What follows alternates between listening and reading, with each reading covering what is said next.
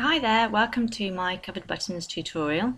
You'll see I've got all my equipment here, my iron, my scissors, needle, thread, buttons, fabric and my universal tool for covered buttons. First thing I'm going to do is iron my fabric nice and flat.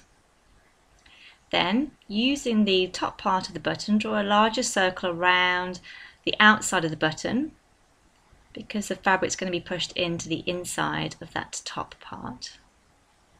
And then cut it out. Once you've cut out your circle, using a running stitch, do stitches around the outside of your circle, because what we're going to do is pull on the threads nice and tight and draw the fabric in around the top of the button. So here I have my running stitch, and I'm just making sure that the right side of the fabric is on top.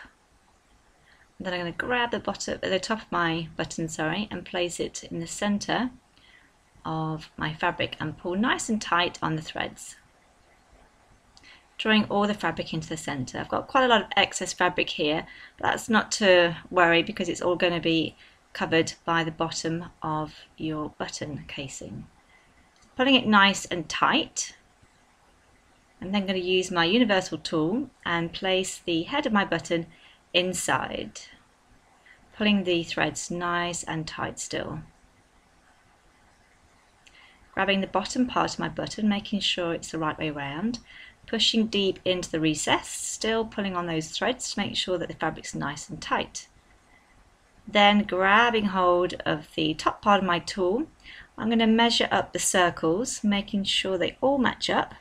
Really important so that the bottom of the button really clicks in nicely and smoothly into the top part. Then applying some pressure with my thumbs. You're trying to wait for that big click. You might have to use your heel of your hand like I'm doing there. Once you hear that click, you know you're ready to pop out your covered button. So there you have your covered button.